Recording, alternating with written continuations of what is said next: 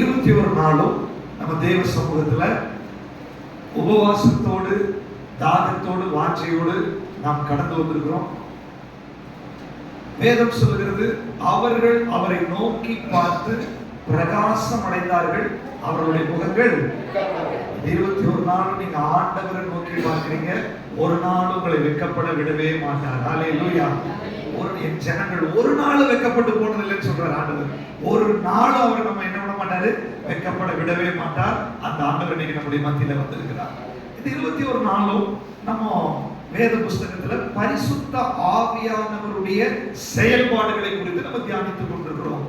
பரிசுத்த ஆவியானவர் அவருடைய அக்கினி அபிஷேகத்தால் நம்மை நிரப்பும்படியாய், ஆவியில வல்லமையாய் பலப்படும்படியாய் பரிசுத்த ஆவியானவர் இந்த நாட்களில் கிரியை செய்து கொண்டிருக்கிறார்.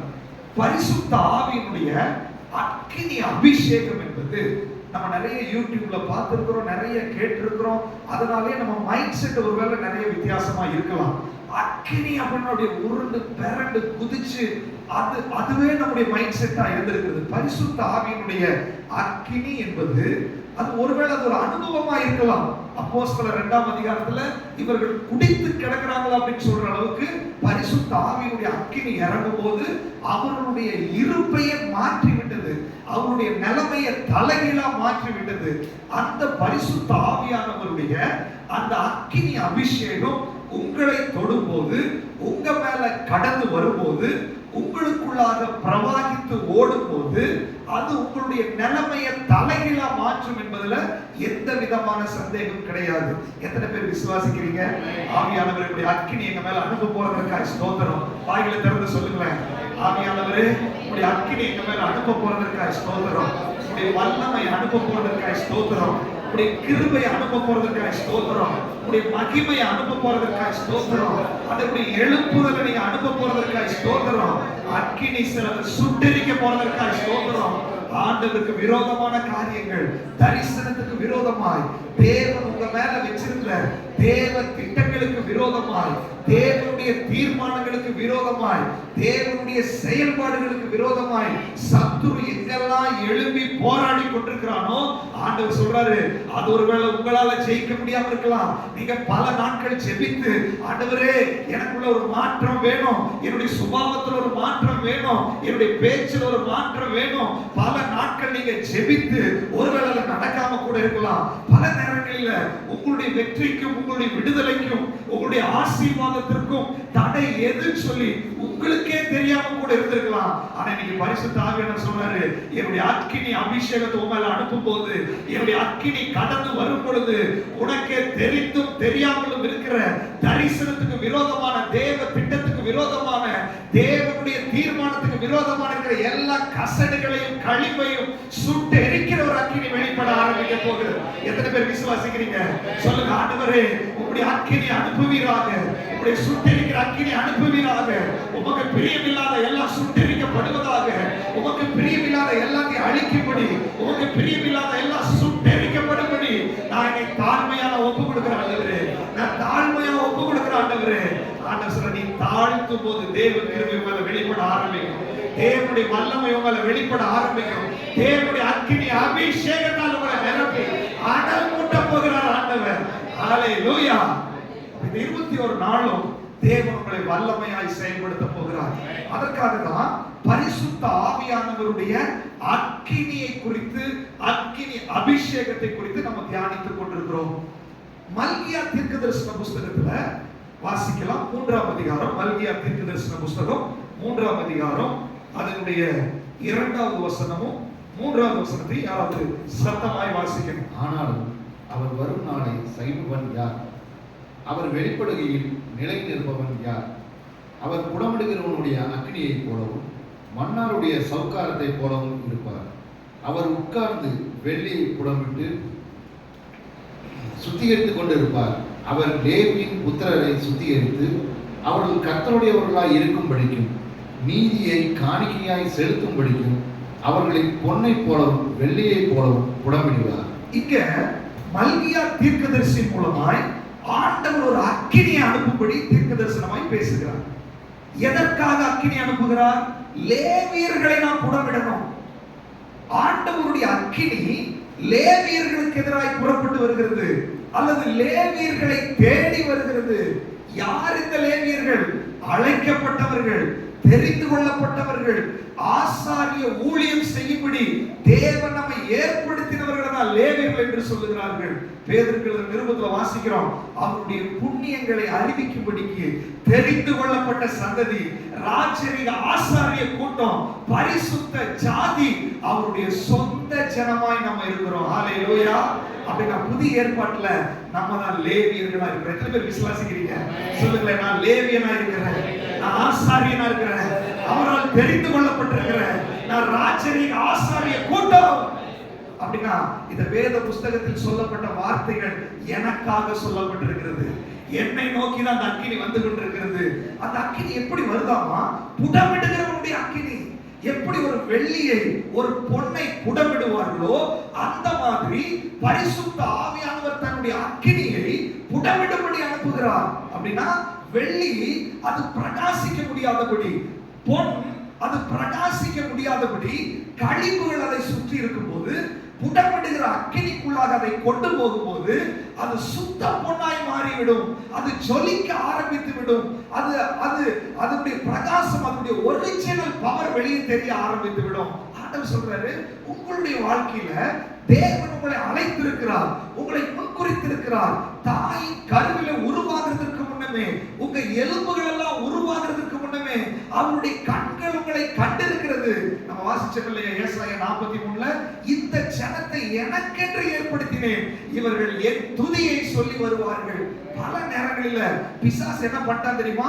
இந்த உலகத்துல நம்ம பிறந்தது படிக்கிறதுக்காக, உலகத்துல பிறந்தது சாதிக்கிறதுக்காக, உலகத்துல பிறந்தது சொத்து சேர்க்கிறதுக்காக, உலகத்துல பிறந்தது இந்த உலகத்துல நல்ல அந்தஸ்துல இருக்கிறதுக்காக. நீங்க ஆண்டவர் சொல்றாரு, நீ தெரிந்து கொள்ளப்பட்ட சந்ததி, நீ ராஜரீக ஆசாரிய கூட்டம். தேவன் உங்களை உயிரோட வச்சிருக்கிறதுக்கு ஒரு நோக்கம் உண்டு. தேவன் உங்களை தெரிந்தெடுக்கிறதுக்கு ஒரு நோக்கம் உண்டு.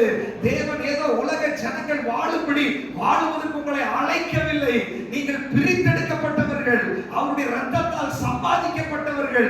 அதனால ஆண்டவர் பார்த்தாரு, என் பிள்ளைகள் என்னுடைய தரிசனத்துக்குள்ள நிக்கல, என்னுடைய வெளிப்பாட்டுக்குள்ள நிக்கல, என் பிள்ளைகள் ஜொலிக்க மாட்டேங்கிறாங்க.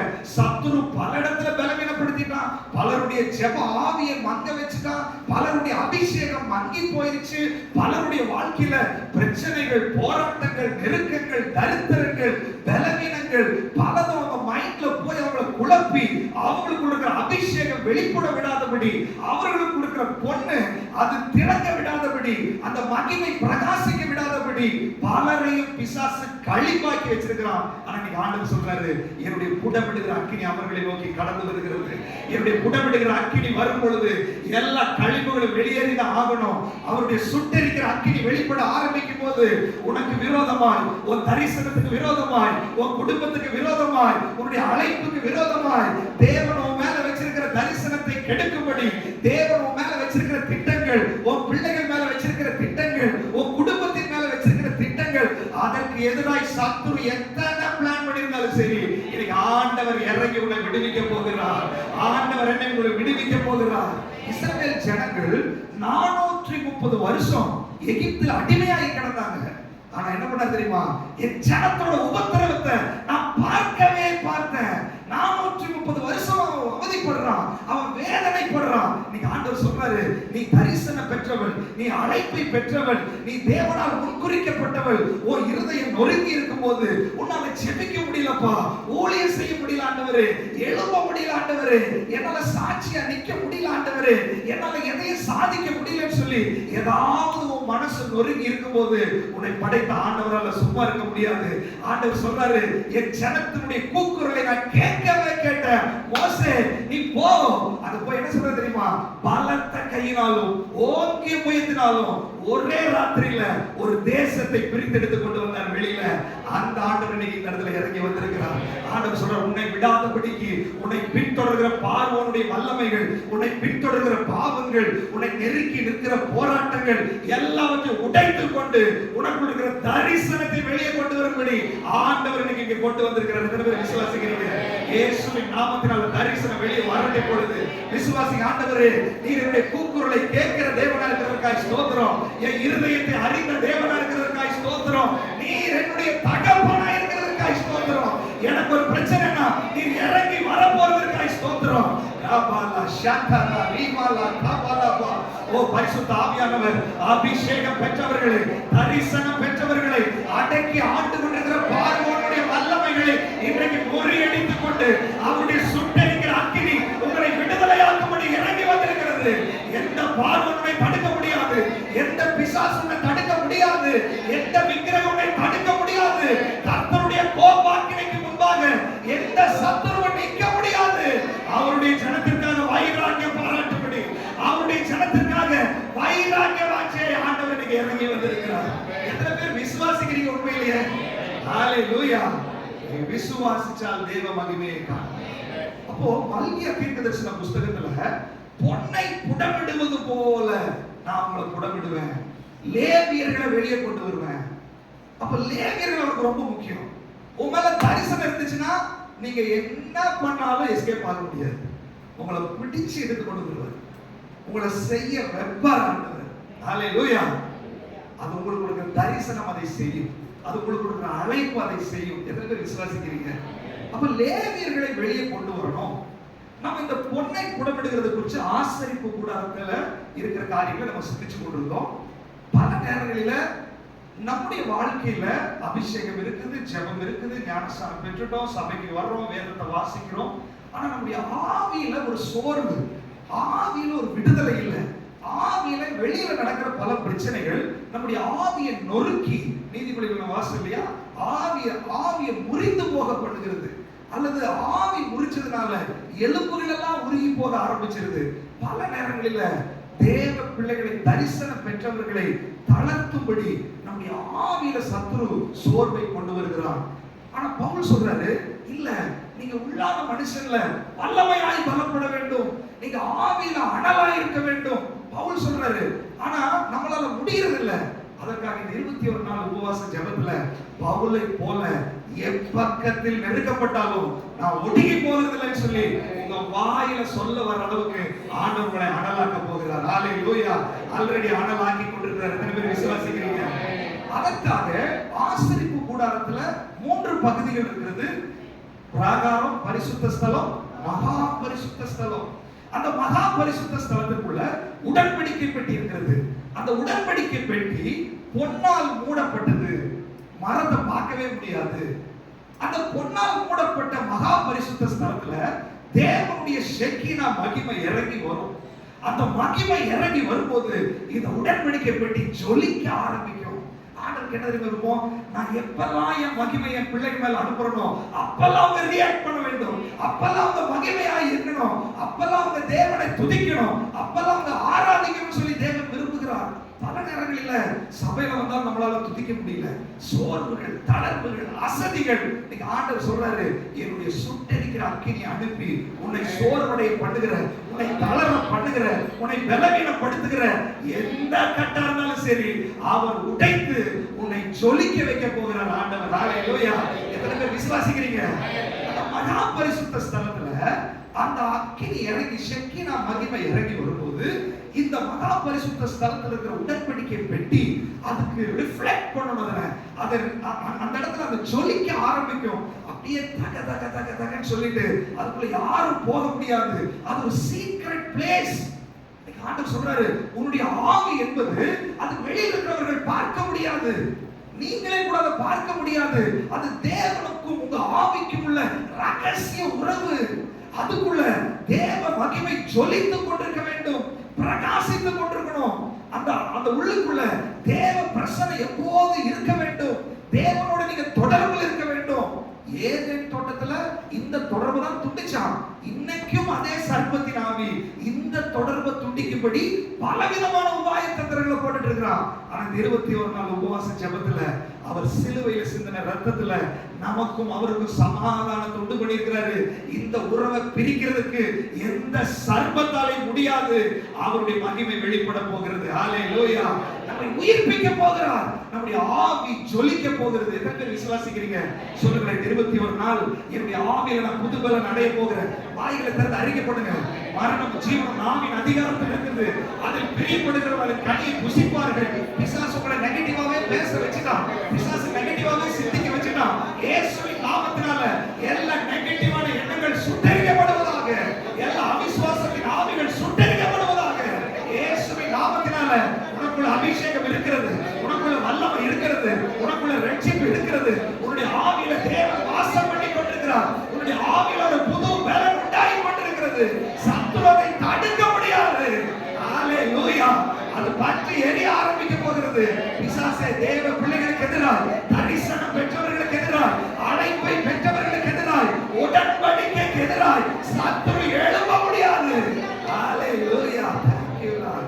இந்த உடன்படிக்கை பெட்டி தாவீது என்ன தெரியுமா சொல்றாரு? வாசிக்கலாம். சங்கீதம் 135 வாசிக்கலாம்.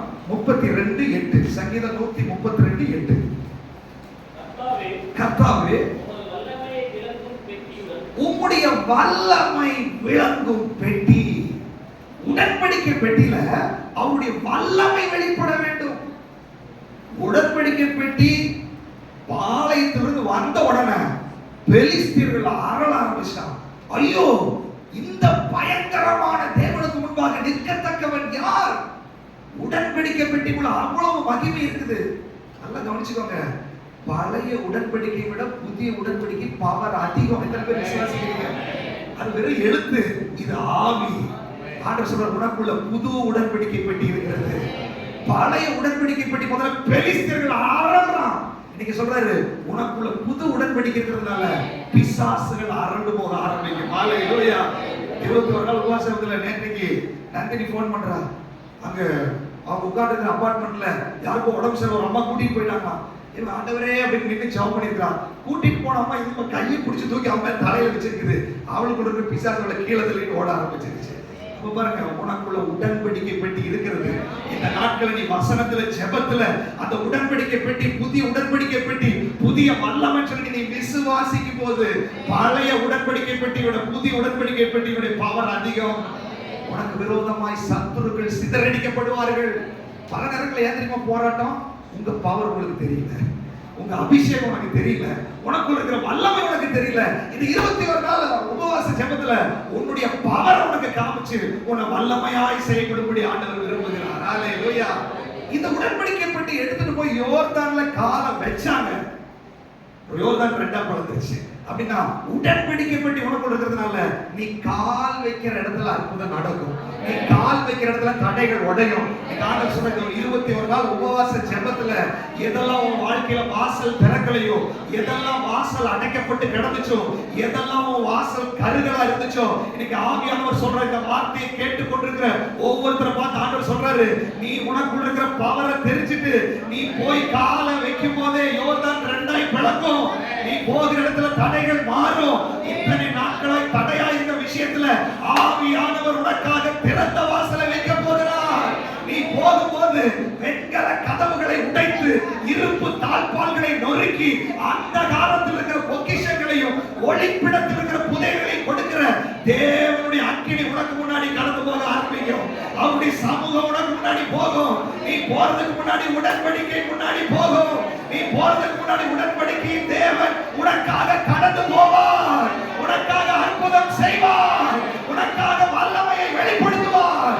சத்துருக்களுக்கு முன்னாடி பந்தி ஆயத்தப்படுத்தி உன் தலையை எண்ணெயால் அபிஷேகம் பண்ணி உன் பாத்திரத்தை நிரப்பி வெளியே வைக்க போகிறார். ஹalleluya. உங்க கால்ல அந்த பவர் இருக்கிறது. உடன்படிக்கை பெட்டி கொண்டு போய் தாகோனுடைய கோயில கொண்டு வச்சாங்க பாருங்க. தாகோனின் சிலை குப்புற விழுந்துருச்சு. உனக்குள்ள இருக்கிற உடன்படிக்கை பெட்டி நீ பேச வேண்டாம், நீ ஜெபிக்க வேண்டாம், நீ உட்கார்ந்தாலே, நீ அமைதியா இருந்தாலே வல்லமை வெளிப்பட போகிறது. ஹalleluya. நீ குடியிருக்கிற இடத்துல சத்துரு நிலைநிற்க முடியாது. நீ நடந்து போகிற இடத்துல விக்கிரக ஆவிகள் நிலைநிற்க முடியாது. நீ குடியிருக்கிற இடத்துல ஐயோ பிசாசு, ஐயோ விக்கிரகம், ஐயோ பாவம், இதுவரை நீ பயந்துட்டு இருந்தாய் அல்லவா? உனக்குள்ள உடன்படிக்கை பெட்டி இருக்கிறது, உனக்குள்ள புதிய உடன்படிக்கை இருக்கிறது. அன்றைக்கு பழைய உடன்படிக்கையில தாகோனின் சிலை கூப்புறம் இருந்தது உண்மைனா, நீ புதிய உடன்படிக்கை விக்கிரகத்தின் தேசத்தை விட்டு அழிக்கக்கூடிய வல்லமை உனக்குள்ள புறப்பட போகிறது. எத்தனை பேர் விசுவாசிக்கிறீங்க? எத்தனை பேர் விசுவாசிக்கிறீங்க? அந்த அக்கினி உனக்குள்ள வச்சிருக்கிறாரு, அந்த மகிமை உனக்குள்ள வச்சிருக்கிறாரு. இது தேவனுடைய வல்லமை விளங்கும் பெட்டி, தேவனுடைய வல்லமை விளங்க போகிற பெட்டி. நீ ஒரு உடன்படிக்கை பெட்டி, நீ ஒரு புதிய உடன்படிக்கை, நீ அந்த மகிமையோடு இருக்க வேண்டும் என்று சொல்லி ஆண்டவர் விரும்புகிறார்.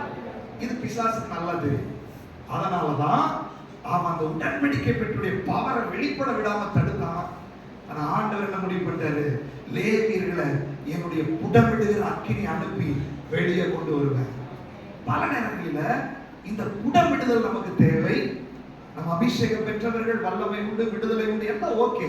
ஆனாலும் நிறைய குறைவுகள், நிறைய பலவீனங்கள், ஆண்டவருக்கு பிரியமில்லாத நிறைய காரியங்கள் நம்மை தளர்த்தி கொண்டிருந்ததுனால ஆண்டவர் அதெல்லாம் புடமிட்டு கழிவை நீக்கி சுத்த பொன்னாய் நம்மளை மீண்டுமாய் நிறுத்துவதற்கு அவர் வல்லமை உள்ளவராய் இருக்கிறார். ஹல்லேலூயா. அந்த உடன்படிக்கை பெட்டி குறித்து நம்ம தியானிச்சுட்டு இருந்தோம். அந்த உடன்படிக்கை பெட்டிக்குள்ள வல்லமை வெளிப்பட வேண்டும் என்றால் உடன்படிக்கை பெட்டிக்கு உள்ள இருக்கிற விஷயத்தை நம்ம தெரிஞ்சு கொள்ள வேண்டும். எனக்குள்ள இருந்து வல்லமை வெளிப்படணும்னா என்னுடைய ஆவியில என்ன இருக்குதுன்றது எனக்கு முதல்ல புரியணும். அப்பதான் அந்த வல்லமை வெளிப்படும். நம்ம வாசிச்சோம் எபிரேயர் நிருபம் 9ஆம் அதிகாரம் 4வது வசனத்தை யாராவது சத்தமா வாசிங்க. எபிரேயர் 9:4. அதிலே பொன்னால் செய்த தூப கலசமும் முழுவதும் பொற்தகடால் பொறிக்கப்பட்டிருந்த உடன்படிக்கை பெட்டியும் இருந்தன. அந்த பெட்டியிலே மன்னா வைக்கப்பட்ட பொற்பாத்திரமும் ஆரோனுடைய தளிர்த்த கோலும் உடன்படிக்கையின் கற்பலகைகளும் இருந்தன. அங்க 3 விஷயங்கள் அந்த பெட்டிக்குள்ள இருந்துச்சு. இன்னைக்கு ஆவியானவர் சொல்றாரு, இதே 3 விஷயம் உனக்குள்ள இருக்கிறது. பெட்டிக்குள்ள இருக்கிறத பார்க்க முடியாது, ஆனா வசனத்துல சொன்னதுனால நான் விசுவாசிக்கிறேன். புதிய ஏற்பாட்டுல விசுவாசத்தினால் வராத யாவும் பாவம். இயேசு இருக்கிறார், அவர் என்னை ரட்சிக்கிறார், நான் விசுவாசத்தோட என்னை ரட்சிச்சிட்டேன். இயேசு என் பாவத்தை மன்னிப்பார், நான் விசுவாசத்தோட என் பாவத்தை மன்னிச்சிட்டேன். இயேசு எனக்கு விடுதலை கொடுப்பார், நான் விசுவாசத்தோட எனக்கு விடுதலை கொடுத்துட்டாரு. எத்தனை பேர் இயேசுவை விசுவாசத்தோட விடுதலை பெற்றிருக்கிறீங்க? ஹல்லேலூயா. எனக்கு அதே ஆண்டவர் சொல்றாரு, என் வல்லமை உனக்குள்ள இருக்குதுன்னு சொல்லி இந்த 3 விஷயத்துல நீ விசுவாசிச்சா உனக்குள்ள வல்லமையும் வெளிப்பட ஆரம்பிக்கிறது. ரொம்ப ஈஸி. விசுவாசத்துல தான் செய்ய வைக்கிறார் ஆண்டவர். பழைய ஏற்பாட்டுல நிறைய சடங்கு, புதிய ஏற்பாட்டுல ஒரே சடங்கு, விசுவாசம். ஹல்லேலூயா, ஹல்லேலூயா. அப்ப அந்த உடன்படிக்கை பெட்டிக்குள்ள மன்னா இருந்துச்சு. இந்த மன்னா இஸ்ரவேல் ஜனங்கள் வனாந்தரத்தில் இருக்கும்போது அற்புதத்தை கொண்டு வந்த மன்னாவாக ஆண்டவர் அடையாளமாக வைத்தார். புதிய ஏற்பாட்டுல அது ஜீவ அப்பமாகவும் அது இயேசு கிறிஸ்துவாகவும் வெளிப்பட ஆரம்பிக்கிறார். அப்போ கொலோசியர் 1:27 படி நீ ரட்சிக்கப்பட்டால், இயேசுவை ஏற்றுக்கொண்டால் கிறிஸ்துவானவர் மகிமை நம்பிக்கையாய், அதுக்கு முன்னாடி என்ன சொல்றாரு?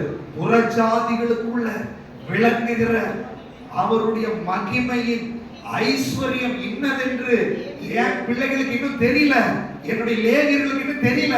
அதனால தம்முடைய பரிசுத்தவான்களுக்கு தெரியப்படுத்த அவர் சித்தமானார். என்ன பார்த்த ரகசியம்? கிறிஸ்துவானவர் மகிமையின் நம்பிக்கையால் உனக்குள் இருப்பது என்ற ரகசியம். அந்த மன்னா உனக்குள் இருப்பது அந்த ரகசியம். வனாந்தரத்தின் அற்புதம் உனக்குள் இருக்கிறது. வனாந்தரத்தை மன்னாவால் நிரப்பினவர் உனக்குள் இருக்கிறாரு. கண்மலையை பிளந்தவர் உனக்குள் இருக்கிறாரு. 5 அப்பம் 2 மீன் 5000 பேருக்கு போஷிச்சவர் உனக்குள் இருக்கிறாரு. அந்த அற்புதத்தின் தேவன் உனக்குள் இருக்கிறாருன்னு சொல்லி நீ விசுவாசிக்கும் போது சோர்வினால, குறைவினால, பண பிரச்சனை, அது இதுன்னு சொல்லி தளர்ந்து போயிருக்கிற உனக்கு ஆண்டவர் சொல்றாரு, உனக்கு இருக்கிற நதி புறப்பட ஆரம்பித்து விடும். ஹல்லேலூயா. பவுல் சொல்ற, ஆண்டவர் சொல்ற யோவான் 7:37, 38, 39ல என்னை விசுவாசிக்கிறவனுடைய உள்ளத்திலிருந்து ஜீவ தண்ணீர் உள்ள நதிகள் ஓடும். அப்படின்னா இன்னைக்கு உங்களுக்குள்ள மன்னா இருக்குன்னு எத்தனை பேர் விசுவாசிக்கிறீங்க? மன்னாவாகி இயேசு இருக்கிறார் எத்தனை பேர் விசுவாசிக்கிறீங்க? அற்புதத்தை செய்யறவர் எத்தனை பேர் விசுவாசிக்கிறீங்க? நீங்க அதை விசுவாசிக்கும் போது ஒரு நதி உங்களுக்கு புறப்பட ஆரம்பித்து விடும். ஹல்லேலூயா. அந்த நதி எதுக்கு? வனாந்தரத்துல அற்புதத்தை செய்யும்படி. வனாந்தரமா இருக்கிற இடத்துல நதி போச்சுன்னா என்ன ஆகும்? செழிப்பாய் மாறிடும். இன்னைக்கு ஆண்டவர் சொல்றாரு, உன் வனாந்தரத்தை மாறணும்னா உனக்குள்ள இயேசு இருக்கிறாருன்னு உன் பைத்தியக்காரன் நீ சொல்லிட்டே இரு, அற்புதம் நடக்க ஆரம்பித்து விடும். எத்தனை பேர் விசுவாசிக்கிறீங்க சொல்லுங்க? 2 நிமிஷம் சொல்லலாமா?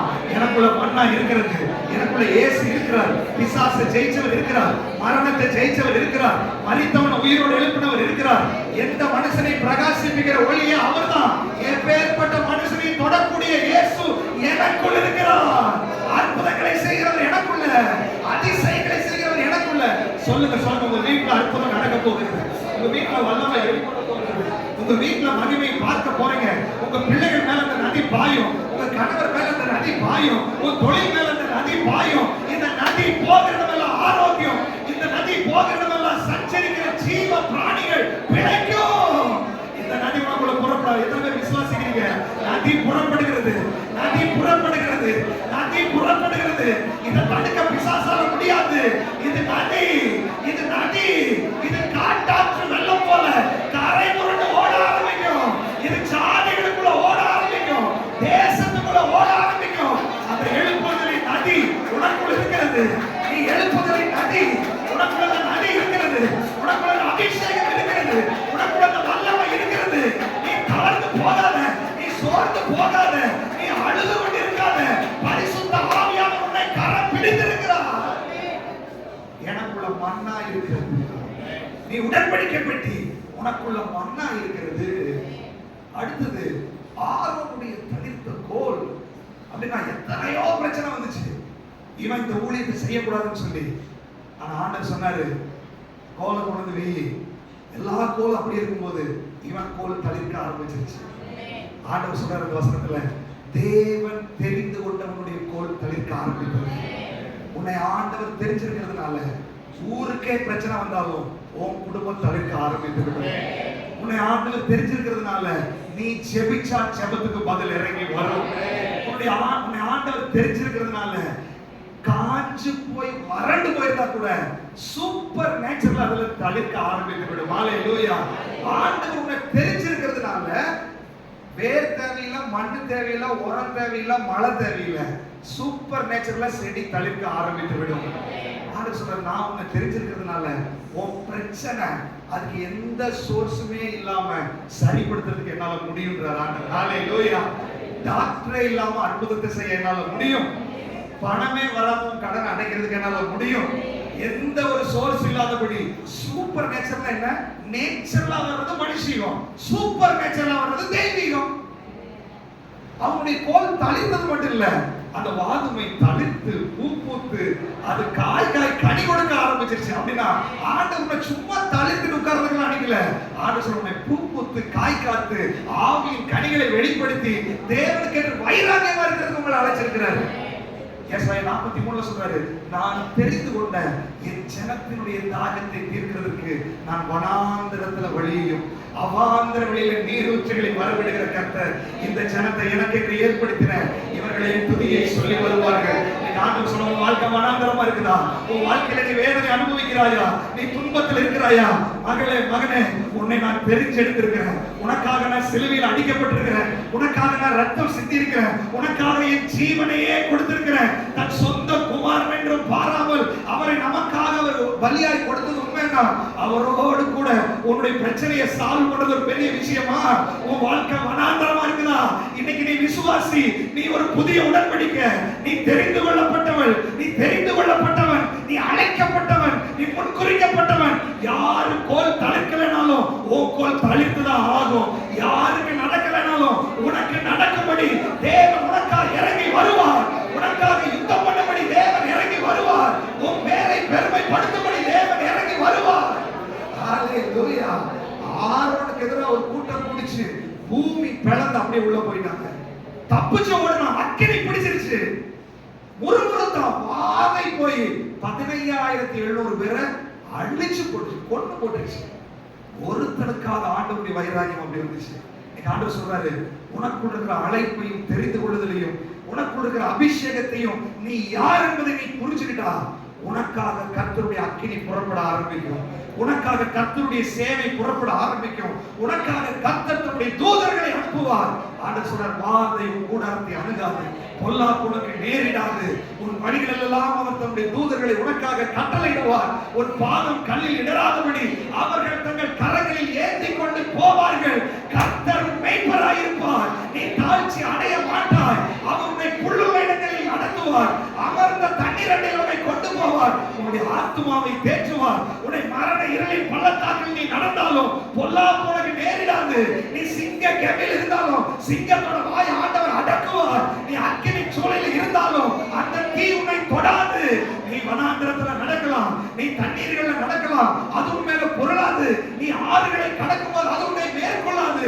நீ அக்கினியில் நடந்தாலும் வேகாது இருப்பாய். அக்கினி ஜுவாலை உன் பேரிலே பற்றாது. எத்தனை பேர் உண்மையில இதை விசுவாசிக்கிறீங்க? விசுவாசிச்சா தேவ மகிமையை காண்பார். ஹalleluya. உடன்படிக்கை பெட்டிக்குள்ள ஆரோனுடைய கோல் இருக்கிறது. மூன்றாவதாக உடன்படிக்கை பெட்டிக்குள்ள எபிரேயர் 9:4 வாசிச்சோம் இல்லையா? அங்க என்னன்னா உடன்படிக்கையின் கற்பலகை. நல்லா தெரிஞ்சுக்கோங்க. மூணாவதாக அதில் இருக்கிறது உடன்படிக்கையின் கற்பலகை. சீனாய் மலையில ஆண்டவர் மோசேயை அனுப்பி இந்த ஜனத்தை கூட்டிட்டு வந்தாச்சு. இவர்களை நான் ஆசீர்வதிக்கணும், அவங்க சொல்றதை நான் கேட்கணும், எனக்கு அவங்களுக்கு ஒரு உறவு வரணும். மோசே, நீ நான் சொன்னபடி எல்லாத்தையும் கூட்டிட்டு வந்துட்டேன். பட் அந்த உறவு வரணும்னா இவங்கெல்லாம் பாவிகளா இருக்கிறான், முறுமுறுப்பா இருக்கிறான், கலக ஜனமா இருக்கிறான், கலக வீட்டாரா இருக்கிறான். சோ இவங்களுக்கு எப்படி நான் தொடர்பு கொள்ள முடியும்? அதனால நீ 40 நாள் என் சமூகத்தில் வந்து இரு. மோசே அவங்களுடைய பிரதிநிதியாய் போய் இருக்கிறார். இருந்த உடனே கற்பலகைகளில பிரமாணங்களை உங்களுக்கு எழுதி கொடுக்கிறார். இதன்படி இந்த ஜனம் வாழ்ந்துச்சுன்னா நான் அவங்களுடைய தேவனா இருப்பேன், அவங்க என் ஜனமா இருப்பாங்க. இதன்படி செஞ்சாங்கன்னா அவங்க கூப்பிடும் போது நான் இறங்கி வருவேன். இதன்படி செஞ்சா அவங்களுக்கு என்ன பிரச்சனைனாலும் நான் பார்த்துக்குவேன். இதுதான் அகிர்மெண்ட். உடனே என்னாச்சு? மோசே அந்த கற்பலகை எடுத்துட்டு கீழே போறாரு. போறதுக்குள்ள இவங்க கண்ணுக்குட்டி உண்டாக்கி வச்சுட்டான். மோசே கோவப்பட்டு கற்பலகை உடைச்சு போட்டார். மறுபடியும் ஒரு தடவை ஆண்டவர் மோசையை அழைத்து அனுப்பி, இல்லப்பா நீ கோவப்படாத, இந்த ஜனங்கள் கலக விட்டாங்கன்னா கல்லறியது தான், ஆனாலும் நான் அவங்களை அழைச்சிட்டு வந்திருக்கிறேன், மறுபடியும் நீ எழுது. மறுபடியும் அவனை எழுத வச்சு இந்த பிரமாணத்தை கூட அவங்க வாழ்ந்தா நான் அவங்களை ஆசீர்வதிப்பேன் அப்படின்னு சொல்லி அந்த ஜனத்தோட ஒரு உடன்படிக்கை பண்ணி அந்த பலகையை வச்சிருந்தாரு. அந்த பலகையை இந்த உடன்படிக்கை பெட்டி உள்ள வச்சு ஞாபகமா வைங்கன்னு சொல்லி ஆண்டவர் மோசேட்ட சொல்லியிருந்தார். இது பழைய ஏற்பாடு. புதிய ஏற்பாட்டுக்கு வந்தால் வாசிக்கலாம். 1 கொரிந்தியர் 11ஆம் அதிகாரத்துல 1 கொரிந்தியர் 11ஆம் அதிகாரம் 25ஆவது வசனம் வாசிங்க. போஜனம் பண்ணின பின்பு அவர் அந்தபடியே பாத்திரத்தை எடுத்து, இந்த பாத்திரம் என் இரத்தத்தினாலாகிய புதிய உடன்படிக்கையாயிருக்கிறது. என் இரத்தத்தினாலாகிய புதிய உடன்படிக்கை. பழைய உடன்படிக்கை பலகையில எழுதினார். அப்புறம் மோசேயை எழுத வச்சார். இந்த வார்த்தைப்படி நீ வாழ்ந்தா உனக்கு அற்புதம் நடக்கும். அது பழைய உடன்படிக்கை. ஆனா புதிய உடன்படிக்கை இயேசு சிலுவையில் அடிக்கப்பட்டதுக்கு பிற்பாடு இரத்தத்தில் செய்யப்பட்ட உடன்படிக்கை. ஹalleluya. இரத்தத்தால் அவர்களோடு உடன்படிக்கை பண்ணியிருக்கிறார். எத்தனை பேர் விசுவாசிக்கிறீங்க? ஆண்டவர்களோடு உடன்படிக்கை பண்ணினது அவருடைய இரத்தத்தை வைத்து. நீங்க என்னுடைய பிள்ளைகள், நான் உங்களுடைய தேவன். அப்போ அந்த 1 கொரிந்தியர்ல சொல்றாரு, என்னை நினைவு கூறும்படி இதை நீங்க செய்யுங்க. பவுல் கொரிந்தியர் நிருபத்துல 2 கொரிந்தியர்ல எழுதும்போது பழைய உடன்படிக்கையே அவ்வளவு மகிமை, மோசேயோட முகத்தை பார்க்கவே முடியல. 2 கொரிந்தியர் 3ல சொல்றாரு, அப்படின்னா புது உடன்படிக்கை எவ்வளவு மகிமையா இருக்கும். அது மகிமையின் மேல மகிமையா இருக்கும். பழைய உடன்படிக்கையில மோசே கோவனிட்டோட ரெண்டா பிளந்துருச்சு. பழைய உடன்படிக்கையில எதிரிகள் ஒருத்தம் கூட இஸ்ரவேல் ஜனத்துக்கு எதிராக நிக்க முடியல. ஆனா புது உடன்படிக்கையில எத்தனை பேர் நம்மள நசுக்கிறான், எவ்வளவு போராட்டம் வருது, டெய்லி பாடுகள், டெய்லி வேதனை. நினைச்சு பார்த்தா கிறிஸ்தவர்களை விட வெளியில் இருக்கிறவங்க சந்தோஷமா இருக்காங்க நிறைய நேரத்தில். நமக்கு தான் பல போராட்டங்கள், பிரச்சனை. உலகத்தில் உனக்கு உபத்திரம் உண்டு, ஆனால் நீ திடன்கொள், உலகத்தை ஜெயிச்சவர் உனக்குள்ள இருக்கிறாரு. உன் உடன்படிக்கைக்குள்ள உலகத்தை ஜெயிச்சவருடைய ரத்தத்துல உடன்படிக்கை பண்ணியிருக்கிறார் ஆண்டவர். வெறுமனே எழுத்த உடன்படிக்கை பண்ணல, அவருடைய ரத்தத்தால உடன்படிக்கை பண்ணியிருக்கிறார். எத்தனை பேர் விசுவாசிக்கிறீங்க? சொல்லுங்க வாய்களை திறந்து, ஆண்டவர் என்னோட ரத்தத்தால் உடன்படிக்கை பண்ணியிருக்கிறாரு. வாய்களை திறந்து அறிக்கை பண்ணுங்க. ரத்தத்தால் உடன்படிக்கை பண்ணியிருக்கிறாரு. ரத்தத்தால் என்னோட உடன்படிக்கை பண்ணியிருக்கிறாரு. ஹalleluya. இயேசு கிறிஸ்துவினுடைய ரத்தத்தால பண்ணப்பட்ட உடன்படிக்கை என்னாச்சு அப்படின்னா, அது பாவங்களை கழுவி சுத்திகரிக்கிறது. பிரமாணம் என்ன சொல்லுச்சு அப்படின்னா, இந்த பிரமாணத்துல நீ இந்த தப்பு செஞ்சீனா இந்த சடங்கு பண்ணணும், இந்த தப்பு பண்ணினா இந்த மாட்டை கொண்டு பலி போடணும், நிறைய சடங்குகளை சொல்லுச்சு. ஆனா புது உடன்படிக்கையின் ரத்தம் என்ன சொல்லுச்சு? நீ என்ன தப்பு பண்ணாலும் உனக்காக நான் அடிக்கப்பட்டிருக்கிறேன், உனக்காக நான் தலையில முள்முடி சூடினேன், உனக்காக நான் ரத்தம் சிந்திட்டேன், அதை நீ நம்பு, நீ விடுதலை ஆயிடுவ. ஹalleluya. ஈஸியா கொடுத்துட்டாரு. நீங்க ஆண்டவர் ஏன் இங்க சொல்றாரு தெரியுமா? நீ லேவியன், நீ ஆசாரியன், நீங்க தெரிந்து கொள்ளப்பட்டவர்கள், நீங்க தரிசனம் உள்ளவர்கள். பிசாசு என்ன பண்றா தெரியுமா?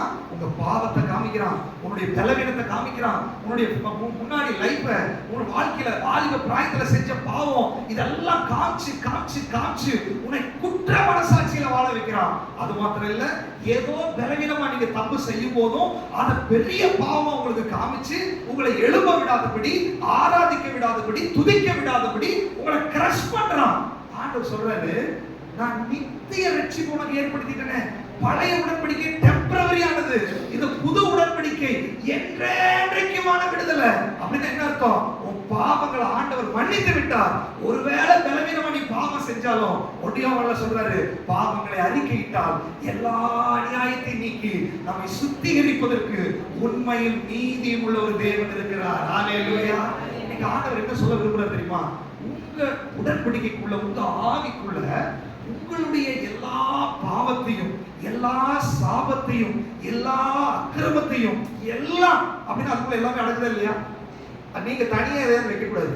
எல்லாம்னா எல்லாம் தான். மீறுதல், பொய், விபச்சாரம், வேசித்தனம், கொலை, களவு, அசுத்தம், என்னென்ன பாவம் இருக்குதோ எல்லா பாவத்தையும் ஆண்டவர் என்ன சொல்றாரு தெரியுமா? நான் மேற்குக்கும் கிழக்குக்கும் எவ்வளவு தூரமோ அவ்வளவு தூரமா அவனுக்கு கட்டிட்டேன். பூமிக்கு வான எவ்வளவு உயரமா இருக்கும் அவ்வளவு தூரம் நமக்கு இறங்கிட்டேன் அப்படின்றாரு. எத்தனை பேர் விசுவாசிக்கிறீங்க? இதை நீ விசுவாசா ஏன் சோர்ந்து போயிருக்கணும்? கர்த்தரும் பாவத்தை மன்னிச்சிருந்தா நீ துள்ளி குதிச்சு ஆண்டவர் சமூகத்துக்கு வர வேண்டாமா? ஒருத்தர் ஆண்டவர் சொல்லப்படுற சப்பானிய அவன் துள்ளி குதிச்சு எழுந்துட்டான். குருடனுக்கு பார்வை கொடுத்து அவன் குதிச்சான். அப்படின்னா உன் பாவத்தை ஆண்டவர் மன்னிச்சாருன்னு சொன்னா, உன் அக்கிரமத்தை ஆண்டவர் மன்னிச்சிருக்கிறாருன்னு சொன்னா, நீங்க துள்ளி குதித்து தேவ சமூகத்துல வர வேண்டாமா? சங்கீதம் 32 சொல்கிறது, எவருடைய மீறுதல் மன்னிக்கப்பட்டதோ, எவருடைய பாவம் மூடப்பட்டதோ அவர்கள் பாக்கியவான்கள். எவருடைய அக்கிரமத்தை கர்த்தர் எண்ணாது இருக்கிறாரோ, எவருடைய ஆவியில் கபடம் இல்லாது இருக்கிறதோ அவர்கள் பாக்கியவான்கள். எத்தனை பேர் உண்மையா நம்புறீங்க உங்க பாவத்தை ஆண்டவர் மன்னிச்சிட்டாருன்னு சொல்லிட்டு? அதுதான் கிறிஸ்தவ வாழ்க்கையுடைய அடிப்படையே. பாவ பாரத்தை உங்களை விட்டு எடுத்து போட்டுருவாரு, குற்ற மனசாட்சி உங்களை விட்டு எடுத்து போட்டுருவாரு, உங்களுக்கு கொடுக்கிற வேதனைகளை எடுத்து போட்டுருவாரு. ஒருவேளை நீங்க ரட்சிக்கப்பட்டதுக்கு அப்புறம் பாவம் செஞ்சிருக்கலாம். ஆனா ஆண்டவர் சொல்ற பரிசுத்த ஆவியானவர் உனக்கு உணர்த்தும் போது, நீ தப்பு பண்ணிட்டு உனக்கு உணர்த்தும் போது அவர் சமூகத்துல தாழ்த்தி, ஆண்டவரே என்னை மன்னிச்சிருங்கப்பா, நான் தப்பு பண்ணிட்டேன், உங்க ரத்தத்தால் என்னை கழுவுங்க அப்படின்னு சொன்னா, இன்னைக்கு உங்களை கழுவி சுத்திகரிப்பதற்கு அவர் உண்மையுள்ள தேவனாய் இருக்கிறார். ஹalleluya. 21 நாள் உன்னை கழுவி சுத்திகரித்துக் கொண்டிருக்கிறாரு. உன் பாவத்தை நீ அறிக்கை பண்ணணும். நமக்கு பாவம் இல்லை என்று சொல்வோமானால் நம்மை நாமே வஞ்சிக்கிறவர்களாய் இருப்போம். சத்தியம் நமக்குள் இராது. நீ பாவங்களை அறிக்கையிட்டால் எல்லா அநியாயத்தையும் நீக்கி சுத்திகரிப்பதற்கு அவர் உண்மையுள்ள தேவனாய் இருக்கிறார். ஆண்டவர் சொல்றார், மூணாவதா கற்பலகை இன்னைக்கு ஞாபகப்படுத்துகிறது.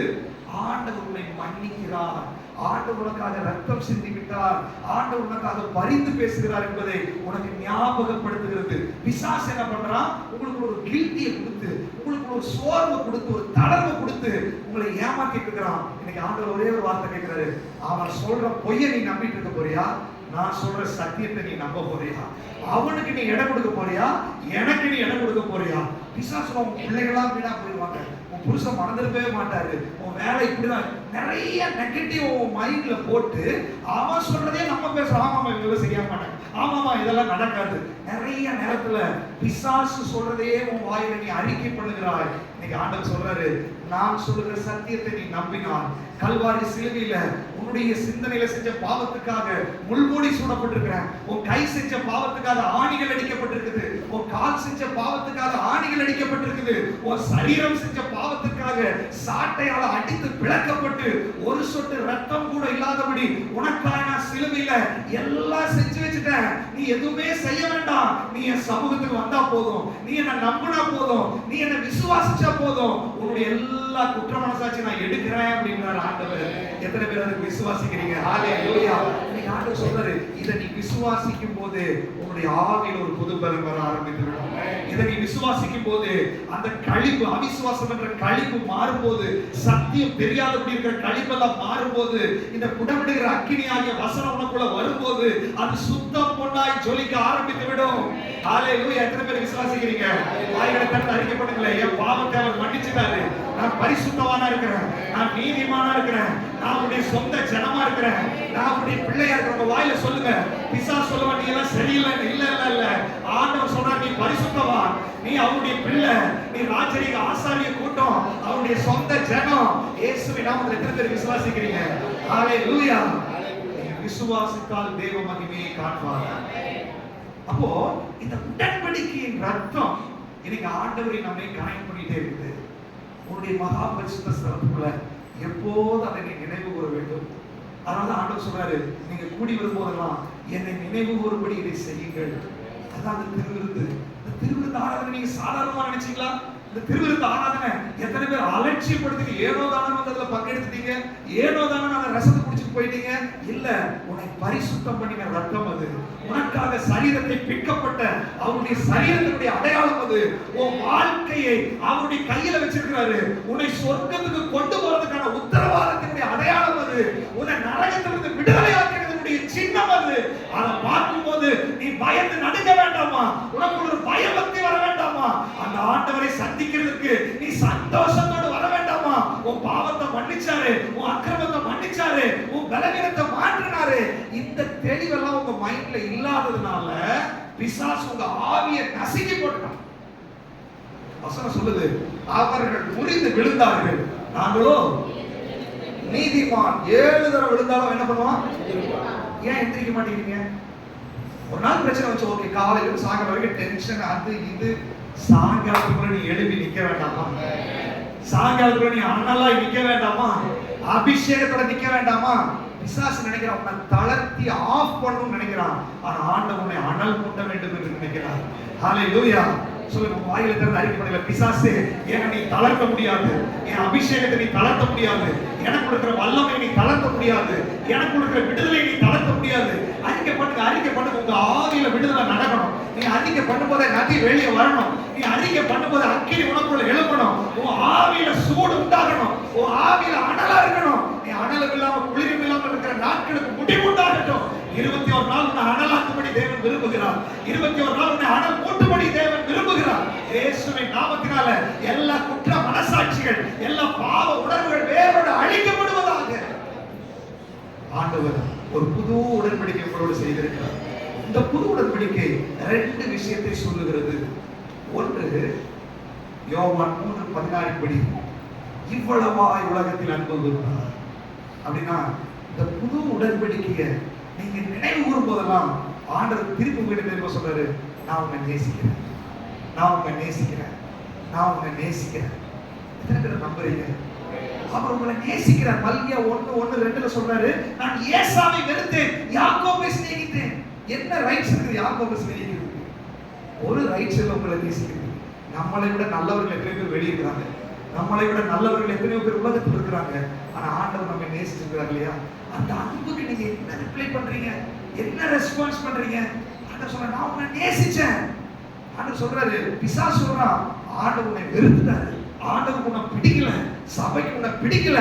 பிசாசு அப்படி சொல்லுவான். ஆனா ஆண்டவர் சொல்றாரு, நீ அந்த ஆவியை பார்க்கும்போது, நீ அந்த உடன்படிக்கையை பார்க்கும்போது, உடன்படிக்கையின் ரத்தத்தை பார்க்கும்போது, அந்த கல்வாரி சிலுவை நீ பார்க்கும்போது, அந்த புதிய உடன்படிக்கை நீ நினைவு கூறும்போது, ஆண்டவர் உனக்கு சொல்ற ஒரே செய்தி, நான் உன்னை நேசிக்கிறேன். நீ அவருக்கு நன்றி உள்ளவளா இல்லாம இருந்திருக்கலாம். ஆனா நீங்க ஆண்டவர் சொல்றாரு, நான் உன்னை நேசிக்கிறேன். நீங்க அவருக்கு துரோகம் பண்ணிருக்கலாம். ஆண்டவர் சொல்றாரு, நான் உன்னை நேசிக்கிறேன். நீங்க அவருக்கு பிரியமில்லாததை செய்திருக்கலாம். ஆண்டவர் சொல்றாரு, அந்த மல்கியா 1:2 சொல்றாரு, ஆகிலும் நான் யாக்கோபை நேசிச்சேன். அப்ப அந்த ஆகிலும்ன்ற வார்த்தைக்கு பின்னாடி நம்ம சரித்திரத்தை எல்லாத்தையும் கொடுக்கலாம். நான் ஜெபிக்கல, நான் உண்மையா இல்ல, நான் காணிக்கை கொடுக்கல, நான் ஊழியம் செய்யல, நான் சாட்சியா வாழல, அவரை வேதனைப்படுத்திட்டேன், அவரை துக்கப்படுத்திட்டேன். பிசாசு எத்தனை லிஸ்ட் ஆஃப் மைண்ட்ல போட்டாலும் இன்னைக்கு ஆவியானவர் சொல்றாரு, ஆகிலும் நான் உன்னை நேசிக்கிறேன், ஆகிலும் நான் உன்னை நேசிக்கிறேன், ஆகிலும் நான் உன்னை அன்பு வச்சிருக்கிறேன், ஆகிலும் நான் உன்னை நேசிக்கிறேன். அது அகாபே லவ். பிசாசை பார்த்து, ஏ பிசாசு, நல்லது செஞ்சா நேசிக்கிறதுக்கும் கெட்டது செஞ்சா ஒதுக்குறதுக்கும் அது பிசாசோ மனுஷனோ கிடையாது. என்னுடைய ஆண்டவர், அவர் ராஜாதி ராஜா, அவர் கர்த்தாதி கர்த்தா, அவர் சர்வ வல்லமை உள்ள தேவன். அவர் எனக்காக உயிரவே கொடுத்திருக்கிறாரு. அது அகாபே லவ், அது அன்கண்டிஷனல் லவ். என்னுடைய எதுவுமே எதிர்பார்க்காம அவர் என்னை நேசிக்கிறார். எத்தனை பேர் அதை ரிப்ளை பண்றீங்க? நீங்க சொல்லுங்களேன், என்னை நேசிக்கிறதுக்காக நன்றி ஆண்டவரே. சொல்லுங்களேன் சொல்லுங்களேன் சொல்லுங்களேன். எங்களை அன்பு கூறுகிறதுக்காக நன்றி. என்னை இன்னும் நீங்க நேசிக்கிறீங்களே நன்றி. சொல்லுங்க அந்த வார்த்தையை, இன்னும் நீங்க நேசிக்கிறீங்களே. என்னுடைய பலவீனங்களை தெரிஞ்சு இன்னும் நேசிக்கிறீங்களே. என் குறைவுகளை தெரிஞ்சு இன்னும் நேசிக்கிறீங்களே. அப்பா, இன்னைக்கு கூட என்னை நேசத்தின் கயிறுகளால் என்னை கட்டி கொண்டிருக்கிறீங்களே. அன்பின் வெளிப்பாடாய் வந்திருக்கிறீங்களே. நன்றி தகப்பனே, நன்றி ஆண்டவரே. ஓ ஹalleluya. பாருங்க, உங்களுடைய ஆவி அவரோட பிணைக்கப்பட்டு கொண்டிருக்கிறது. உங்க ஆவி அவரோட கனெக்ட் ஆயிருக்குது. அதனாலதான் பவுல் சொல்றான், உபத்திரமோ வியாகுலமோ பசியோ பட்டினியோ நிர்வாணமோ நாசமோசமோ உயர்வானாலும் தாழ்வானாலும் தேவதூதர்களானாலும் சிங்காசனங்களானாலும் அதிகாரங்களானாலும் கர்த்தத்துவங்களானாலும் வல்லமைகளானாலும் ஏதா இருந்தாலும் சரி, கிறிஸ்துவின் அன்பை விட்டு என்னை பிரிக்கத்தக்கவன் யார்? ஹalleluya. 21 நாள் அந்த வைராகியத்தை கொடுக்க போறாரு. அந்த வைராகியத்தை கொடுக்க போறாரு. உங்களுக்கு வெளியில என்ன நடந்தாலும் கிறிஸ்துவோட அன்பை விட்டு நீங்க பிரிய மாட்டீங்க. கிறிஸ்துவோட ஐக்கியமா இருக்க போறீங்க. கொலோசியர் 3ல சொல்றாரு, உங்க ஜீவன் கிறிஸ்துவுடனே தேவனுக்குள் மறைந்திருக்கிறது. அடுத்தது, நம்முடைய ஜீவனாகி கிறிஸ்து வெளிப்படும் போது நம்ம அவரோட மகிமையில வெளிப்பட வேண்டும். எதற்காக ஆயத்தப்படுத்துறாரு தெரியுமா? நீங்க கனெக்டடா இல்லைன்னா அவர் வரும்போது நீங்க பரலோகம் போக முடியாது. நீங்க ஆண்டவர் சொல்றாரு, உன்னை பரலோகத்துக்கு கொண்டு போகணும்ன்றதுல அவர் ரொம்ப அக்கறை உள்ளவராக இருக்கிறார். நீங்க அவரோடு கூட யுகமாய் பரலோகத்துல வாழணும்ன்றதுல அவர் ரொம்ப அக்கறை உள்ளவராக இருக்கிறார். பல நேரத்தில் உங்களுக்கே அக்கறையில பரலோகம் போடுங்க.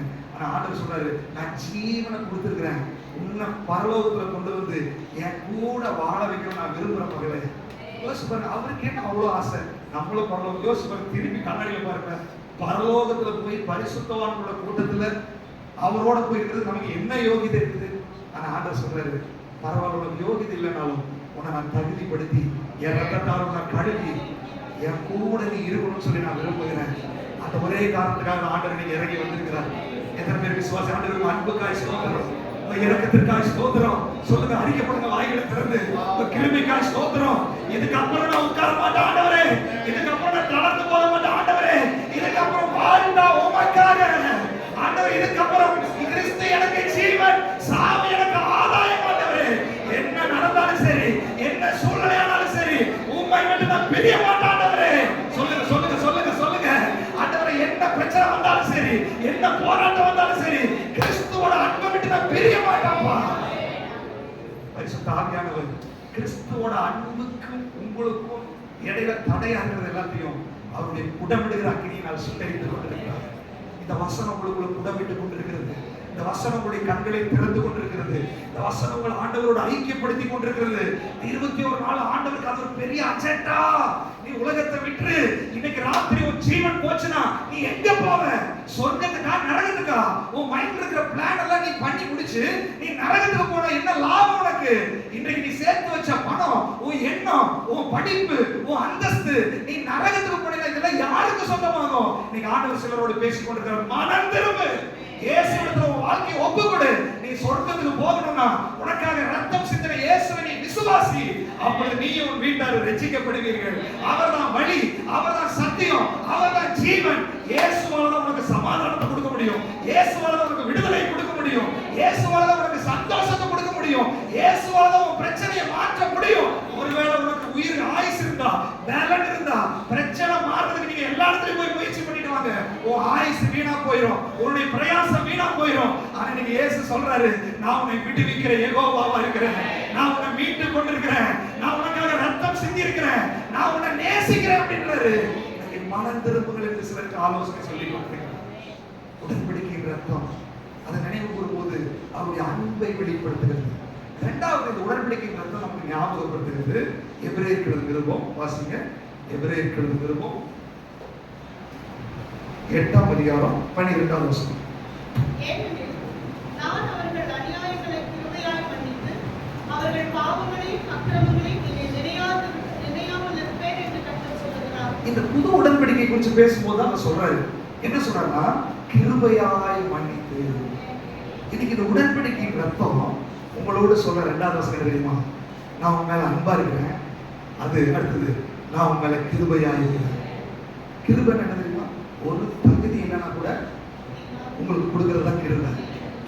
இன்னைக்கு இந்த பிரேயர்ல கூட உங்களுக்கு அபிஷேகத்தை கொடுக்கறதுக்கு, உங்களுக்கு விடுதலை கொடுக்கறதுக்கு, உங்களுக்கு ரட்சிப்பு கொடுக்கறதுக்கு, உங்களுக்கு அழைப்பு கொடுக்கறதுக்கு, உங்களுக்கு ஆசீர்வாதம் கொடுக்கறதுக்கு ஒரு தகுதி இல்லாம நீங்க இந்த இடத்துல உட்கார்ந்துருக்கலாம். ஆனா தேவ கிருபை நீங்க விசுவாசிக்கும் போது உங்களை தகுதிப்படுத்தக்கூடிய அவர் இறங்கி வந்திருக்கிறார். அவருடைய கிருபை உங்க மேல வெளிப்பட்டு கொண்டிருக்கிறார். பிசாசு என்ன பண்றான்னா, ஒரு பிரச்சனை வந்துச்சுன்னா நம்ம பேக்கிட்ட தான் விசுவாசிக்க வைக்கிறான். அவருடைய கிருபையை விசுவாசிக்க வைக்க மாட்டேங்கிறான். நீங்க ஆண்டவர் சொல்றாரு, உன்னுடைய பலத்தையே நீ நம்பி நம்பி தோற்று போயிட்ட. ஆண்டவர் சொல்ற, என் கிருபை உனக்கு போதும். உன் பலவீனத்துல என்னுடைய பலன் பூரணமாயிருக்கிறார். நீங்க சோர்ந்து போனீங்களா, நீங்க தளர்ந்து போனீங்களா, உங்களால முடியாத விஷயத்தை எல்லாம் முடித்து வைக்கும்படி தேவ கிருபை வெளிப்பட்டு கொண்டிருக்கிறது. ஹல்லேலூயா. அவருடைய கிருபை உங்க மேல வெளிப்பட ஆரம்பிச்சதுன்னா உங்க சூழ்நிலை தலைகீழா மாற ஆரம்பிச்சிடும். பிசாசு சொல்றோம், உன்னாலலாம் இதெல்லாம் ஆக முடியாது, உன்னாலலாம் இங்க போக முடியாது. தாவீது ஆடுதான் மேய்ச்சிட்டு இருந்தான். அவன் அண்ணன்மார்கள்லாம் பெரியவனா இருக்கான், பலவானா இருக்கான், எல்லாருமே இருக்கான். ஆனா சாமுவேல் தீர்க்கதரிசி போன உடனே ஒருத்தரையா லைன்ல போட்டு வந்திருக்காங்க. யாருமே செலக்ட் பண்ணல. தேவ கிருபை வெயிட் பண்ணிட்டே இருக்குது. ஆடு மேய்ச்சிட்டு ஒரு யோகிதை இல்லாம ஒருத்தர் உட்கார்ந்து இருக்கான். கிருபை அவன் மேல வெளிப்பட ஆரம்பிச்சிருச்சு. நான் சொல்றேன், கிருபை உங்க மேல வந்தா நீங்க ஆடு மேய்க்கிறவங்கள ராஜாவா மாத்திடுவாங்க. ராஜா நீ படிக்கல, குவாலிஃபிகேஷன் இல்லாம இருக்கலாம், திறமை இல்லாம இருக்கலாம், தகுதி இல்லாம இருக்கலாம். நீங்க ஆண்டவர் சொல்றாரு, என் கிருபை உனக்கு போதும். இந்த கிருபை உங்க மேல வெளிப்பட ஆரம்பிச்சதுன்னா நீ நினைச்சு பார்க்காத உயர்ந்து உன்னை கொண்டு போறது அந்த கிருபையால முடியும். இன்னைக்கு அந்த கிருபை இந்த இடத்துல வெளிப்பட்டு இருக்கிறது. இன்னைக்கு அந்த அன்பு இந்த இடத்துல வெளிப்பட்டு இருக்கிறது. அந்த உடன்படிக்கை பெட்டி நீ திறந்து பார்த்தா அவருடைய கிருபையை நீ அனுபவிக்கலாம், அவருடைய அன்பை நீ அனுபவிக்கலாம். அவருடைய உடன்படிக்கையின் ரத்தத்தை நீ நினைவு கூர்ந்தா, அந்த சிலுவையை பார்த்தா, இந்த உடன்படிக்கையின் புஸ்தகமாக இந்த பைபிளை நீ திறந்தா, அவருடைய அளவில்லாத கிருபை நீ அனுபவிக்கலாம். நான் சொல்றாரு, காலைதோறும் என்னுடைய கிருபை புதிதாக. ஏன் காலையில் எழுந்துச்சு நீ பைபிள் படிக்க சொன்னா, நீ காலையில் எழுந்து நீங்க பைபிளை திறந்தா அந்த பைபிள்ல உனக்காக அடிக்கப்பட்ட இயேசுவை நீ பார்க்கலாம், உன்னை நேசிக்கிற இயேசுவை நீ பார்க்கலாம், உனக்கு கிருபை கொடுக்கிற இயேசுவை நீ பார்க்கலாம். உங்க புருஷன் உங்களை நேசிக்காம இருக்கலாம், மனைவி உங்களை நேசிக்காம இருக்கலாம், பிள்ளைகள் உங்களை நேசிக்காம இருக்கலாம், சொந்த பந்தங்கள் உங்களை நேசிக்காம இருக்கலாம், நீ அனாதையா இருக்கலாம், கைவிடப்பட்டு இருக்கலாம், தள்ளப்பட்டு இருக்கலாம். ஆனா காலையில் உடன்படிக்கையின் புஸ்தகத்தை நீ திறந்தா அவருடைய கிருபை நீ அனுபவிக்க ஆரம்பிக்கலாம். காலைதோறும் புதிய கிருபை, நீ அகாப்பை அன்பை நீ அனுபவிக்கலாம், அன்கண்டிஷனல் லவ் நீ பார்க்கலாம். மெஷர் பண்ண முடியாத அளவு, புத்தி கெட்டாத அன்பு, அளவிட முடியாத அன்பு அந்த கிருபை மூலமாய் உங்களை வெளிப்பட ஆரம்பிக்கும். ஆனா பிசாசு என்ன பண்ண தெரியுமா? காலையில நீ பைபிளை திறந்தா இந்த கிருபை நீ வாங்கிடுவ, தூங்க வச்சிருவான், பிஸி ஆக்கிடுவான். வேலைக்கு முக்கியத்துவம், குடும்பத்துக்கு முக்கியத்துவம், எல்லாத்துக்கும் முக்கியத்துவம். ஆண்டவர் சொல்றாரு, என்னுடைய லேவியர்கள் பிஸியாவே இருக்கிறாங்க. என்னுடைய லேவியர்கள் எப்ப பாரு வாடகை வாடகை, வண்டி டியூ கட்டணும், அதை கட்டணும், இதை கட்டணும், இதுலயே பிஸியா இருக்கிறான் என்னுடைய லேவியர். இல்ல, என்னுடைய புடவிடுகிற அக்கினி அனுப்பி ஏப்பா பிசாசு உன்னை பிஸியாக்கிட்டு இருக்கிறான், பிசாசு உன்னை ஏமாத்திட்டு இருக்கிறான், நீ என் கிருபைக்காக நீ காத்திருன்னு சொல்லி இந்த நாட்களுடைய காத்திருக்க வைக்கிறாரு. அவருடைய கிருபை உங்களால வெளிப்பட்டா நீ வண்டி டியூவே கட்ட வேண்டாம், ஆடு உனக்கு புது வண்டியை கொடுப்பாரு. கிருபை வெளிப்பட ஆரம்பிச்சா ஆடு மேய்க்கிறவன அரண்மனைக்கு கூட்டிட்டு போவாரு. கிருபை உங்களால வெளிப்பட ஆரம்பிச்சா நீ வாடகை வீடுல சொந்த வீடு உனக்கு கிடைக்கும். கிருபை உனக்குள்ள வெளிப்பட ஆரம்பிச்சா நீ டாக்டர்கிட்ட போக வேண்டாம், அற்புத சுகம் உனக்கு நடக்கும். கிருபை உனக்குள்ள வெளிப்பட ஆரம்பிச்சா நீ படிக்கவே வேண்டாம், உனக்கு ஞானத்தை கொடுக்கிறதுக்கு தானியேலின் தேவன் இறங்கி வருவார். ஹல்லேலூயா, ஹல்லேலூயா. யோசேப்பு பாருங்க, எல்லாரும் தள்ளப்பட்டான், கிருபை மேல இருந்துச்சு, பார்வோனுக்கு அடுத்த ஸ்தானத்துல கொண்டு போய் வச்சுட்டார். ஹல்லேலூயா. கிருபை உள்ளவன் ஜெயில இருந்தாலும் அவனை உயர்த்த ஆரம்பிச்சிருவார் ஆண்டவர். கிருபை உள்ளவன் குழியில இறங்கினாலும் அவனை உயர்த்த ஆரம்பிச்சிருவார் ஆண்டவர். இன்னைக்கு அந்த கிருபை உங்க மேல வெளிப்பட்டு இருக்குது. எத்தனை பேர் விசுவாசிக்கிறீங்க அந்த கிருபையை? ஹல்லேலூயா. வாய்களை திறந்து சொல்லுங்க, ஆண்டவரே அந்த கிருபை எனக்கு போதும் ஆண்டவரே, அந்த கிருபை எனக்கு போதும் ஆண்டவரே. வாய்களை திறந்து அறிக்கை பண்ணுங்க. ஹல்லேலூயா. Thank you Lord, thank you Lord, thank you Lord. ஹல்லேலூயா. நன்றி ஆண்டவரே, நன்றி ஆண்டவரே. வேத புஸ்தகத்துல அநேக தேவ பிள்ளைகள் நீங்க பார்த்தா தேவனுடைய கிருபையை அனுபவித்தவர்கள் நிறைய இருப்பாங்க. ராகா ஒரு வேசி, அவருடைய கிருபை வெளிப்பட ஆரம்பிச்சிருப்பாங்க. அவருக்கு இஸ்ரவேலுக்குள்ள ஒரு சுதந்திரத்தை கொடுத்துட்டார் ஆண்டவர். ரூத் சபிக்கப்பட்டவள், இஸ்ரவேலின் தேவனுடைய செட்டைகளின் நிழலிலே அடைக்கலமாய் வந்த உனக்கு அவரால் நிறைவான பலன் கிடைக்கும். அந்த சரித்திரத்துல இயேசு வர்றாரு. ஆண்டவர் சொல்றாரு, அவருடைய கிருபை வெளிப்பட்டால் நீ சபிக்கப்பட்டவளா இருக்கலாம், நீ பாவியா இருக்கலாம், நீங்க தகுதி இல்லாதவர்களா இருக்கலாம், நீங்க திறமை இல்லாதவர்களா இருக்கலாம், உங்களை அடுத்த லெவல்ல கொண்டு வந்து பலரும் ஆச்சரியப்படத்தக்க வகையில உங்களை நிறுத்துவதற்கான கிருபை போதுமானதாக இருக்கிறது. ஹல்லேலூயா. அப்போஸ்தலனாகிய பவுல் அநேக சபைகளை ஸ்தாபித்து நிருபங்களை எழுதி திடப்படுத்தி மரண பரியந்த வைராக்கியமா இருக்கிறதுக்கு ஒரே காரணம் அவருடைய சரீரம் அல்ல, அவருடைய ஞானம் இல்ல. அவர் சரீரத்துல பலவீனம் உள்ளவன், ஞானத்துல பலவீனம் உள்ளவன். அது உலக ஞானம் தான், ஆவிக்குரிய ஞானம் இல்ல. ஆனா ஆண்டவர் ஒரே வார்த்தை சொன்னாரு, என் கிருபை உனக்கு போதும், உன் பலவீனத்தில் என்னுடைய பலன் பூரணமாய் விளங்கும். இன்னைக்கு காலையில இந்த ஆண்டவர் இந்த இடத்துல இறங்கி வந்திருக்கிறார். அந்த உடன்படிக்கை ரத்தத்துல அவருக்கு இறங்கி வந்திருக்கிறார். ஆண்டவர் சொல்றாரு, இந்த சத்தியெல்லாம் உனக்கு தெரியாததுனால இந்த பொண்ணு வெளிப்பட முடியாதபடி ஷெக்கினா மகிமை இறங்கும் போது அது ஜொலிக்க மாட்டேங்குது, அது தளர்ந்து கிடக்குது, அது மூடப்பட்டு கிடக்குது, அது கழிப்பா இருக்குது. ஆனா இன்னைக்கு ஆண்டவர் சொல்ற சத்தியம் என்ற புடவிடுகிற அக்கினி அனுப்பி கொண்டு அந்த கழிவெல்லாம் இப்ப சுட்டரித்துக் கொண்டிருக்கிறார். நீ இதை விசுவாசிக்கும் போது அந்த கழிவு உன்னை விட்டு நீங்க ஆரம்பிச்சிருச்சு. கழிவு நீங்க ஆரம்பிச்ச உடனே ஆல்ரெடி ஷெக்கினா மகிமை இறங்க ஆரம்பிச்சிருச்சு. உன்னை ஜொலிக்க வைக்க போகிறார், உன்னை பிரகாசிக்க வைக்க போகிறாரு, உன்னுடைய ஆவியில அனலாக்க போகிறாரு. பழைய ஏற்பாட்டுல தாவீது சொல்றான், கர்த்தருடைய வல்லமை விளங்கும் பெட்டி. தாவீதே, நீர் என்ன சொல்றது? இதோ புதிய உடன்படிக்கை பெட்டி இது. அவருடைய ரத்தத்தால சம்பாதிக்கப்பட்ட சபை இது. இது அதை விட வல்லமை இருக்கிறது. நீ தாவீதை விட பாக்கியவான், நீ யோசேப்பை விட பாக்கியவான், நீ ரூத்தை விட பாக்கியசாலி, நீ ராகாவை விட கொடுத்து வைத்தவர். அதை பிடிச்சுக்க கூடாது, அதை பெற்றுக்கொள்ள கூடாதா? இதுக்கு அந்த ஆண்டவருடைய வல்லமை இறங்கி வந்திருக்கிறது, ஆண்டவருடைய மகிமை இறங்கி வந்திருக்கிறது. ஆல்ரெடி இந்த ஷெக்கினா மகிமை உன்னை கூட ஆரம்பிக்கிறது. இதுவரைக்கும் மகிமை வெளிப்படாம இருந்திருக்கலாம். இன்னைக்கு அந்த உடனடியாக அக்கினி உன்னை சொட்டரித்துக் கொண்டு ராகமா ஷந்தலவ ரீகலவ ரவலா இப்பொழுது மகிமை இறங்கி கொண்டிருக்கிறது. எத்தனை பேர் விசுவாசிக்கிற மகிமை